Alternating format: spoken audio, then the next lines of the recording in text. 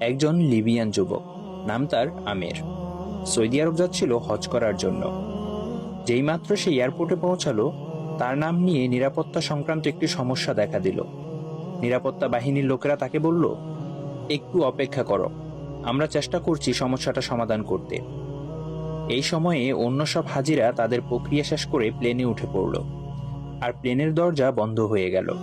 কিছুক্ষণ পর সমস্যা ঠিক হয়, কিন্তু পাইলট দরজা খুলতে রাজি হলো না।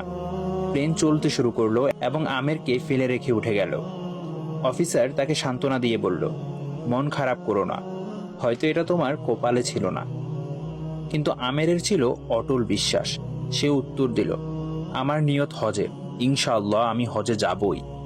হঠাৎ খবর এলো, প্লেনটিতে যান্ত্রিক সমস্যা হয়েছে এবং তা ফিরে আসছে।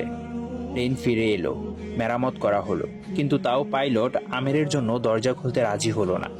অফিসার আবার বলল, হয়তো তোমার ভাগ্যে নেই। কিন্তু আমের ছিল ধীর প্রতিজ্ঞ, স্থির ও ধীরচেতা।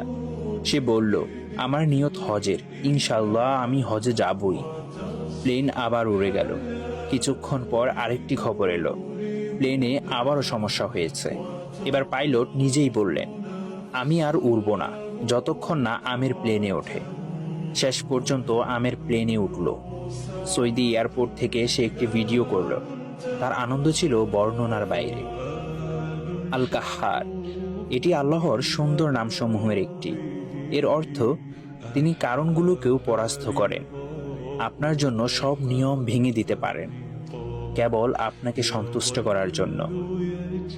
তাই কিভাবে কখন এসব নিয়ে বেশি চিন্তা করো না, যতক্ষণ তোমার বিশ্বাস থাকে যে আল্লাহ সবকিছুর উপর ক্ষমতাবান। বিশ্বাস করো, তিনি পরিস্থিতি উল্টে দেবেন, তোমার পথ সহজ করে দেবেন, এমনকি অসম্ভবকেও বাস্তবে রূপ দেবেন। শর্ত একটাই, নিয়ত হোক পবিত্র আর ঈমান হোক অটল।